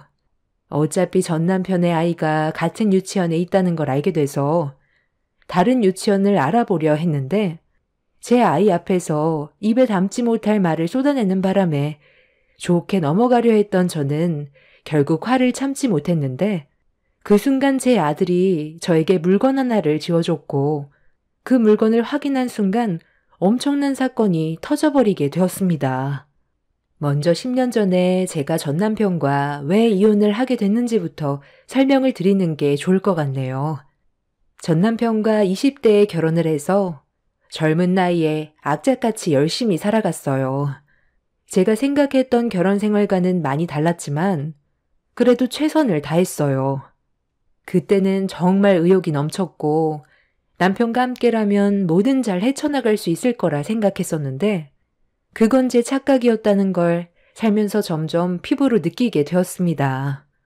연애와 결혼은 너무 다르다는 걸 알게 됐을 땐 이미 늦어버렸지만 남편과 최대한 조율해서 맞춰가다 보면 그래도 잘 지낼 수 있을 것 같았는데 남편은 본인이 하고 싶은 대로만 행동을 하려고 고집을 부리는 바람에 부부싸움은 점점 잦아지게 되었죠. 웬만하면 이해하려고 했는데 어느 정도껏 해야지. 당신은 나랑 결혼했잖아. 그럼 이제 어머님 품에서 벗어난 건데 언제까지 그럴 거야? 어머님이 무슨 말만 하면 하던 일 다 때려치우고 시댁으로 달려가잖아. 여기서 시댁이 먼 것도 아니고 차 타고 2시간이나 달려가야 될 거리인데 계속 이렇게 살 수는 없다는 거 몰라? 결혼했다고 해서 엄마 연락 안 받을 순 없잖아. 나도 다 생각이 있으니까 엄마가 불렀을 때 피곤해도 잠깐 다녀오는 거지. 엄마가 내가 결혼한 게 아직까지 실감나지 않는다고 많이 외로워하시는데 그걸 알면서도 모른 척하는 건 불효자나 마찬가지잖아. 나는 엄마한테 아픔을 안겨주고 싶지가 않아. 그래서 시도 때도 없이 부르면 무조건 가겠다는 거야? 당신 어제 나랑 영화 볼 때 어떻게 했어? 한창 영화 보고 있던 도중에 갑자기 어머님이 뭐하냐고 보낸 문자에 영화 본다고 답장하자마자 어떻게 됐어? 어머님이 당신이랑 같이 영화 봤을 때가 기억난다면서 지금은 같이 영화 볼 사람도 없어서 많이 외롭고 힘들다는 한마디에 나랑 영화 잘 보다가 갑자기 자리에서 일어나 어머님한테 달려가 나랑 보던 영화 어머님이랑 봤잖아. 그래, 그것까지는 내가 100번 양보하고 이해했다고 쳐. 그런데 지금 몇 시인 줄 알아? 새벽 3시야. 당신 내일 쉬는 날도 아니고 아침 일찍 출근해야 되는데 지금 시간에 시댁을 가겠다고? 엄마가 내가 지내던 방문을 열었는데 결혼 전에 함께 있었던 추억들이 갑자기 떠올라서 보고 싶다잖아. 엄마가 울먹이면서 전화를 했는데 너 같으면 잠이 오냐? 차라리 얼굴 한번 보여주는 게 훨씬 낫지. 당신이야말로 나를 좀 이해해줘야 되는 거 아니야? 나를 사랑하면 이런 것도 이해해줘야 되는 게 맞는 거잖아. 내가 지금 당신이랑 결혼한 거 맞는 거지? 아무리 어머님이 보고 싶다고 해도 당신은 나랑 결혼했고 새살림을 차렸는데 보고 싶다는 한마디에 자다가 벌떡 일어나 시댁으로 가려는 건 확실하게 잘못됐으니까 짚고 넘어가는 거야. 내가 한두 번이면 이해를 하지. 나랑 결혼한 지 지금 얼마나 됐어? 벌써 6개월이 지나가고 있어. 그런데 당신은 내 생각 조금도 하지 않고 무조건 어머님 입장에서만 얘기하고 있잖아.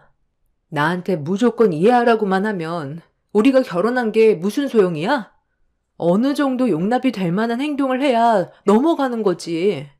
우리 관계 계속 이런 식이면 같이 못 살아. 결국 불행한 길을 걷게 될 거라고. 당신 원래 이렇게까지 말이 많았어? 그냥 대충 이해하고 넘어가면 되지. 왜 이렇게 이래라 저래라야? 나는 당신도 중요하지만 나를 낳아준 우리 엄마가 훨씬 더 소중해. 내가 당신이랑 결혼할 수 있었던 이유도 우리 엄마가 나를 낳아주셨기 때문에 함께 할 수 있는 거라고. 당신이랑 이렇게 다투는 시간에 벌써 도착했겠다. 시간이 지나면 더 힘들어지니까 나중에 다시 얘기해. 그리고 나를 사랑한다면 이런 것도 전부 다 이해해줘야 된다고 생각해. 엄마한테 전화 왔잖아. 네, 엄마. 아직 집이에요. 아니, 이 사람이 엄마가 늦은 시간에 불렀다고 지금 뭐라고 하잖아. 그래서 아직 출발도 못하고 이 문제로 다투고 있었어요. 네, 바꿔줄게요. 네가 뭔데 내 아들이 오겠다는 걸 막으려는 거야? 네가 내 아들을 낳았니? 너무 이른 나이에 결혼해서 적응이 안 되니까 얼굴이 보고 싶어서 잠깐 들리라는 건데 왜 가지 말라고 하는 건데? 네가 뭔데 모자지간 사이를 멀어지게 만들어? 안 되겠다. 너도 내 아들이랑 당장 우리 집으로 와라. 뭐가 그렇게 불만인지 직접 얼굴 보고 대화 좀 해야 되겠다. 너희들만 잘 지내면 끝인 줄 알아? 집에 혼자 있는 나는 내 아들이 떠나간 빈방만 쳐다보고 있는데 네가 내 입장을 조금만 이해해준다면 싸울 일이 뭐가 있어? 마음에 안 드는데도 억지로 결혼 허락해줬으면 감사하게 생각하고 불만이 있더라도 입 다물고 살아야지. 중졸 주제에 어디서 내 아들을 잡으려 들어? 당장 튀어와라. 내가 그동안 너한테 쌓였던 안 좋은 감정들 전부 다 쏟아내야 되겠다. 저는 시모의 행동을 이해할 수가 없었어요. 남편과 제가 결혼을 했는데 그냥 저는 남편과 동거하는 느낌을 받을 뿐 결혼했다곤 느껴지지가 않더라고요. 시모는 노발대발하면서 난리치며 당장 시댁으로 오라는 말에 어쩔 수 없이 늦은 새벽 시간에 남편과 함께 시댁으로 향했습니다.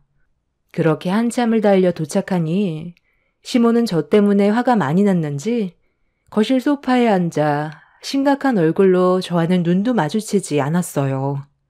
제가 왜 시모의 눈치를 봐야 하는지 모르는 상황에서 자리에 앉았는데 저를 무섭게 바라보던 시모가 쉬지 않고 그동안 쌓였던 불만들을 털어놓기 시작했고 시모의 말을 듣고 있던 저는 어이가 없었습니다. 내 아들 얼굴 보고 싶으면 부를 수도 있는 거지. 왜 내가 너한테 눈치를 봐야 되는 거니? 너랑 내 아들이 결혼을 했어도 내 새끼인 건 변함이 없는데 무슨 말만 하면 이런 문제로 내 아들과 계속 마찰이 생긴다면 나도 더 이상 참을 수가 없다. 최대한 좋게 해결할 수도 있는데 너는 왜 항상 불만투성이야?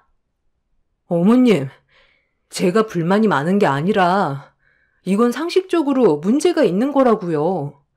어머님 아들이라 해도 일단 저와 결혼을 했잖아요. 그럼 저희가 앞으로 잘 살아갈 수 있게 어머님의 배려를 해주셔야 되는데 밤낮 가리지 않고 이 사람이 보고 싶다는 이유 하나로 시도 때도 없이 전화하면 앞으로 어떻게 좋은 관계를 유지하면서 살아갈 수 있겠어요. 왜 저한테 안 좋은 감정이 많은 건지 저는 이해가 안 돼요. 입장을 바꿔놓고 생각해보면 충분히 서로 좋게 넘어갈 수 있는 문제인데 상황을 이렇게까지 심각하게 만드는 건 그만큼 어머님의 행동이 잘못됐다고 생각해요.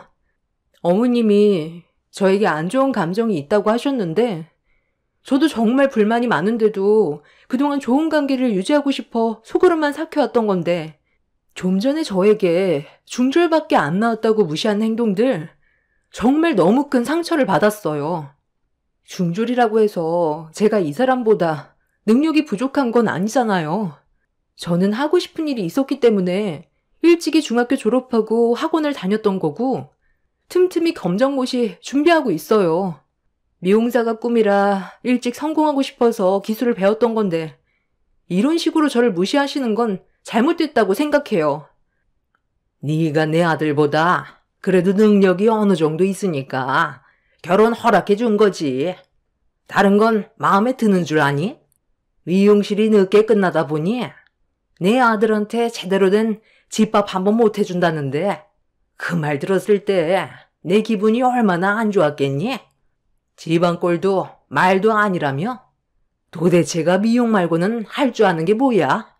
중학교만 졸업하고 미용의 길로 뛰어들었다면서 저번에 내가 직접 너한테 머리 맡겨봤을 때 보니까 별것도 없더구만. 오히려 동네 미용실이 훨씬 더 잘하던데? 그런 실력으로 앞으로 어떻게 먹고 살아? 미용실이 한두 개도 아닌데 중졸 나와서 이 험한 세상에 살아남을 수 있을 것 같니? 그런 식으로 할 거면 당장 미용실 때려치우고 애나 가지던지. 미용실도 쥐구멍보다 작아서 손님 받는 것도 한계가 있으니 돈 들어오는 것도 거의 매달 비슷하고 차라리 손주들이나 줄줄이나 시끌벅적하게 사는 게 훨씬 낫겠다. 어떻게 할래? 지금 하는 미용실 그만 정리하던지. 그게 싫으면 아무 말 하지 말고 내 아들 보고 싶어서 부를 때 입 다물고 가만히 있거라. 한 번만 더 내 아들 부를 때 쓸데없이 분위기 안 좋게 만들면 나도 더 이상 좋게 넘어갈 수 없다. 내 말 무슨 뜻인지 이해했니? 제가 왜 시모한테 직업까지 욕먹어가면서 남편과 결혼 생활을 유지해야 되는 건지 모르겠더라고요. 그때 순간적으로 차라리 그냥 혼자 살 걸 괜히 결혼해서 스트레스 받는 상황만 만들게 된 것 같아 남편과의 결혼 생활이 후회되기 시작했어요. 시모는 그래도 같은 여자라 저를 어느 정도 이해해 줄 줄 알았는데 그건 제 착각이었다는 걸 알게 되면서 남편과 그냥 정리하는 게 좋을 것 같다는 생각이 머릿속에서 떠나지 않았고 결국 시댁을 다녀간 이후 남편에게 우리 둘의 관계를 진지하게 생각해 보는 게 좋을 것 같다는 속마음을 꺼내게 되었네요. 제 말을 듣자마자 남편이 보인 태도는 본인이 실수해서 부부관계에 문제가 생겼다는 걸 인지하는 게 아닌 제가 먼저 이혼 얘기를 꺼냈으니 자기에게 위자료를 줘야 한다면서 말도 안 되는 억지를 부리기 시작했어요. 누구 때문에 문제가 커졌는지 전혀 인지하지 못하는 남편이 너무 실망스러웠고 이혼은 불가피할 것 같아 제가 직접 서류를 준비한다고 했어요. 그리고 합의가 아닌 저에게 위자료를 청구하려는 생각을 가지고 있다면 이혼 소송으로 갈 수밖에 없다는 말을 꺼내는 순간 남편은 핸드폰을 들어 시모에게 전화를 걸었습니다. 어느 정도 예상은 했었지만 방금 전 나눴던 저와의 대화를 시모에게 하나도 빠짐없이 전부 다 설명했고 제가 이혼에 대해 확고하다는 말을 하자 시모가 직접 집으로 오겠다며 전화를 끊어버렸네요. 그렇게 몇 시간 뒤 시모가 도착을 했는지 초인종 소리가 들렸고 남편이 현관문을 열자마자 사건이 터졌습니다. 네가 감히 내 아들과 이혼을 하겠다고? 이럴 거였으면 애초부터 시작을 하지 말던가. 둘이 좋아서 결혼했으면 지지고 볶더라도 무조건 붙어 사는 거지. 어디서 이혼을 하겠다는 말을 꺼내? 내가 두 눈 뜨고 있는 한 이혼은 절대로 안 된다. 네가 내 아들과 이혼하고 싶으면 우리가 원하는 위자료 줘야 할 거야. 어머님, 이거 놓고 말씀하세요. 저도 이런 삶 원하던 거 아니에요. 솔직히 어머님이 이 사람과 이혼까지 생각하게 만든 결정적 요인이라고요. 온갖 간섭 다 하시고 그것도 모자라 저희들이 붙어있는 꼴을 못 보고 시도 때도 없이 불러서 저를 힘들게 했잖아요. 저를 언제 며느리로 인정해 준 적 있으세요? 나는 당신이 우리 엄마를 충분히 이해해 줄 거라고 생각했어. 우리 아버지 일찍 세상 떠나시고 그동안 나한테 의지를 많이 하셨는데 당신이랑 결혼하고 집에서 혼자 지내니까 그게 많이 힘드셨는지 몇 번 전화하고 얼굴 보고 싶다고 하길래 엄마의 빈자리를 내가 만든 것 같아 너무 죄송스러워서 엄마가 보고 싶다고 할 때마다 집에 찾아갔던 거였어. 내 사정 뻔히 알면서 이혼하겠다는 말을 어떻게 아무렇지도 않게 할 수가 있는 거야? 결혼이 우스워? 그럼 애초부터 당신이 중간 역할을 잘했어야지. 무조건 일방적이었잖아. 내 입장은 조금도 생각해주지 않고 무조건 어머님 입장에서만 생각하면 내가 어떨 것 같아. 지켜보는 나도 정신적으로 너무 힘들다고. 웬만하면 최대한 참고 넘어갔는데 우리 결혼한 지 벌써 6개월이나 지났어. 나도 할 만큼 했다고 생각해. 더 이상 버티기에는 내가 미쳐버릴 것 같아. 그리고 아무리 화가 났어도 머리채 잡는 건 잘못한 거 인정하시죠? 이 문제는 법정에서 얘기하죠. 시모가 제 머리채를 잡은 두 손을 강하게 뿌리치며 밀쳐내자 저에게 화가 많이 났는지 저 때문에 손해를 너무 많이 봤다고 분노를 가라앉히지 못했어요. 그날 시모의 돌발 행동에 속수무책으로 당한 저는 너무 큰 충격을 받았고 그런 모습을 지켜보고 있던 남편은 아무것도 도와주지 않았어요.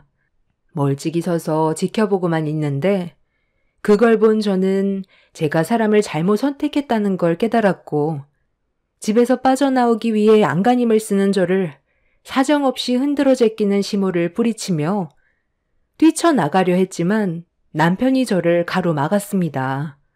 자기 엄마가 나가라고 허락도 안 했는데 어딜 가냐며 거실 쪽으로 강하게 밀쳤어요.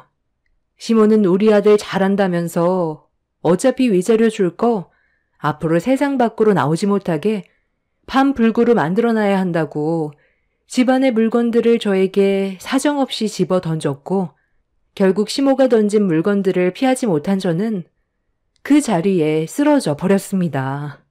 그렇게 얼마의 시간이 지난지도 모르는 상태에서 눈을 떴을 땐 이미 병원이었고 제 옆에는 저희 부모님이 자리에 앉아 계셨어요. 어떻게 된 상황인지 여쭤보니 머리에는 이상이 없고 가벼운 타박상 정도인데 시모의 행동에 극도로 스트레스를 받아 그 자리에서 기절을 하게 된 것 같다며 시모와 남편은 경찰서에서 조사를 받고 있는 중이라는 말을 듣게 되었습니다. 제가 기절해버리자 시모가 엄마한테 전화를 해서 이런 상황을 알린 거였어요. 어차피 이혼을 하게 될 거 그냥 보내기 싫었던 시모 때문에 저희 부모님까지 상처를 받아 상당히 괴로워하셨습니다. 그날 이후 저희 가족은 시댁 식구들을 상대로 변호사를 선임해 법적 소송을 제기했지만 시모는 집행유예를 받았을 뿐 법적으로 징역을 살게 할 수는 없었어요. 결국 저는 그 인간들을 상대로 제가 받은 피해에 대해 위자료만 받게 되었고 그렇게 두 번 다시 마주치지 않길 간절히 바라며 살아왔었는데 머릿속에서 잊혀질 때쯤 10년이 지난 현재 제 앞에 두 모자가 모습을 드러내었네요.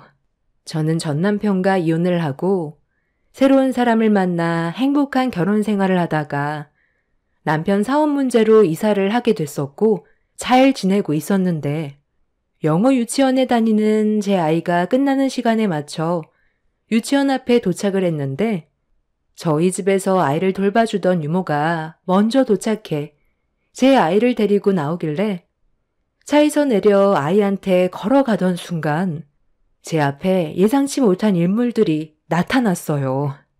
전 남편과 전 시모가 유치원 앞에 기다리고 있었는데 전 남편이 먼저 저를 알아보고 말을 걸어왔고 저는 그 모습을 보는 순간 기분이 별로 좋지 않았습니다.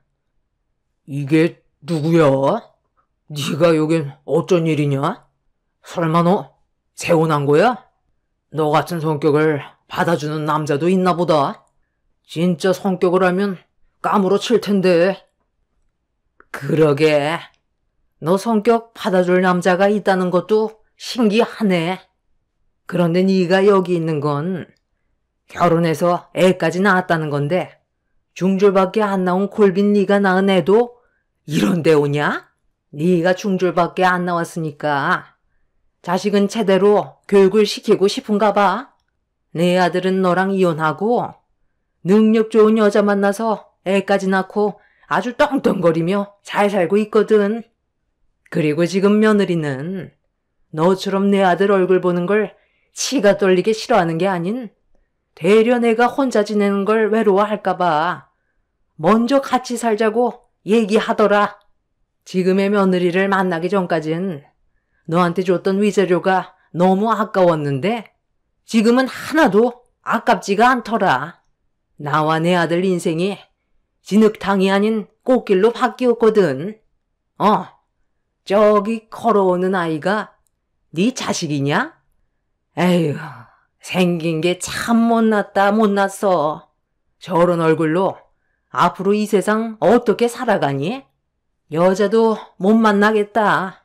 내가 지금까지 살아오면서 많은 아이들을 봐왔지만 저렇게 못생긴 애는 또 처음이네. 얼굴 좀 고치려면 돈도 꽤 많이 들겠다.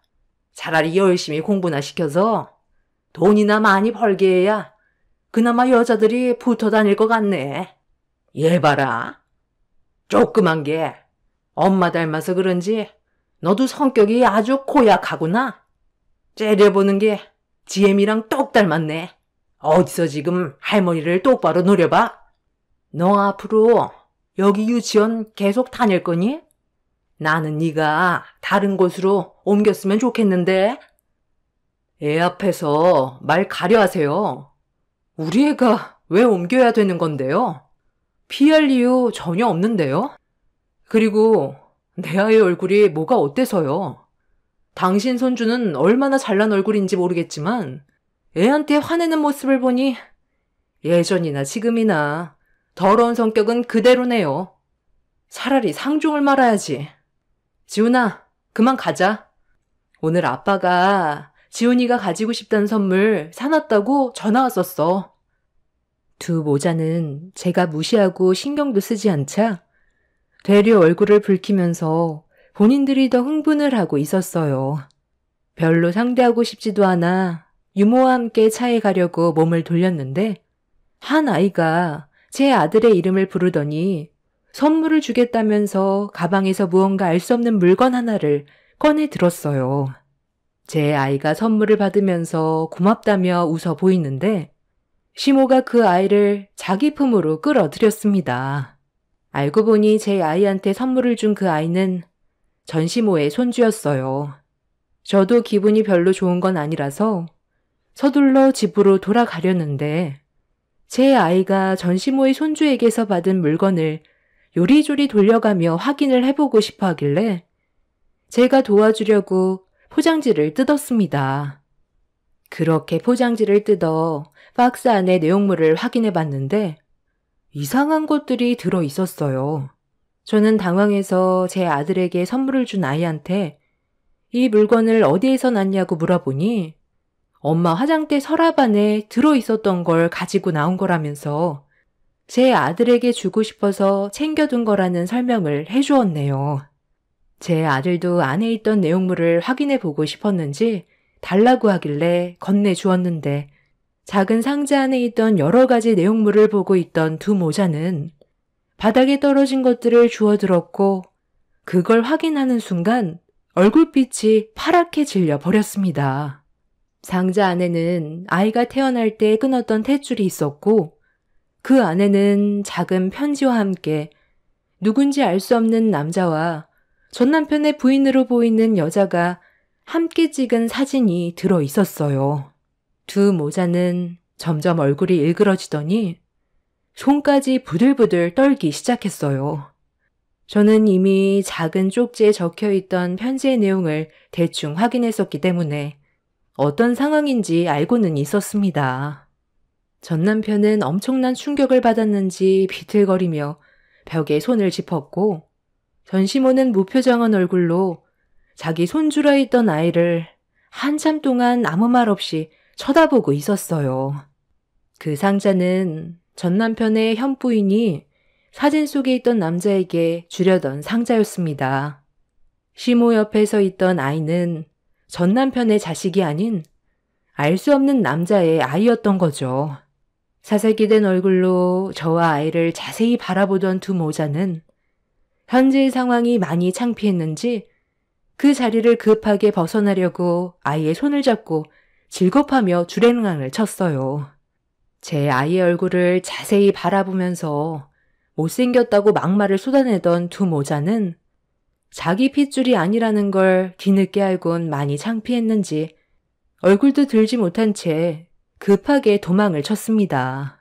그리고 그날 이후 그 아이는 유치원에서 더 이상 얼굴을 볼 수가 없었고 최근에 소식을 접할 수 있었는데 상자 안에 있던 그 남자는 전 남편이 알지 못하는 첫사랑이었어요. 그리고 전 남편 몰래 첫사랑과 몇 번 만나다가 임신을 하게 된 거였고 이 사실을 전 남편에게 솔직하게 털어놓은 뒤 이혼을 하려 했었는데 첫사랑이 갑자기 사고로 세상을 떠나게 되는 충격적인 일을 경험하게 된 거였고 아이를 홀로 키우는 게 두려웠던 그 여자는 전 남편의 자식인 것처럼 계획을 꾸민 거였습니다. 그리고 상자 안에 있던 것들은 전 남편 몰래 첫사랑이었던 그 남자가 안치되어 있는 납골당에 가져다 놓으려고 미리 준비해 놓은 거였어요. 그런데 그걸 아이가 화장대 안에 있던 걸 발견하게 된 거였고 제 아들과 친한 사이였던 그 아이는 엄청난 비밀이 숨겨져 있던 포장된 상자를 제 아이에게 선물로 주고 싶어서 엄마 몰래 가지고 나온 거였습니다. 두 모자는 이런 사실도 모르고 7년간 아이를 자기 자식처럼 키운 거였죠.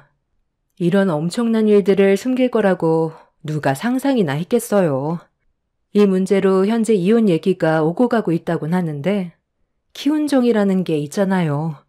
그리고 그 여자가 재력이 꽤 되는지 많은 걸 누리면서 살아오면서 편안한 삶에 적응이 되어버렸는지 이혼까지 생각하고는 있지만 차마 입이 떨어지지 않는 것 같아요. 물질적으로 혜택을 받으면서 살아왔으니 갑자기 삶이 바뀌는 게 두려운 것 같아 보였습니다. 저한테는 자신들의 인생이 성공한 것처럼 얘기하더니 포장지를 벗겨보니 그동안 인생을 헛살았다는 걸 알 수 있었습니다. 그 인간들은 자신들이 선택한 삶을 평생 땅을 치며 후회하면서 살아가겠죠. 절대로 빠져나올 수 없는 늪에 빠져버린 거나 다름없으니까요. 그러니 지금까지 이혼 소식이 들려오지 않는 것 같습니다. 그 인간들을 10년이 지난 이후에 만났지만 그때도 참 한심했었는데 지금도 여전한 걸 보니 사람은 절대 변하지 않는다는 걸 알 수 있었어요. 유치원 학부모님들 사이에서 들려오는 소문에는 전시모가 이번 일로 혈압이 급상승해 뇌출혈로 쓰러졌다는 말을 듣긴 했는데 제 두 눈으로 아직 확인을 하지 않아 확실치는 않지만 아마 떠도는 소문은 아닌 것 같습니다. 본인들이 선택한 삶이니 어쩌겠어요. 피눈물을 흘려도 받아들이고 살아야겠죠. 하지만 겨우겨우 연장해봤자 그 결혼 생활이 진심으로 위태로울 거라는 건 과히 짐작할 수 있겠네요. 앞으론 2번 다시 만나는 일이 없었으면 좋겠습니다. 제 사연 들어주신 분들 감사합니다.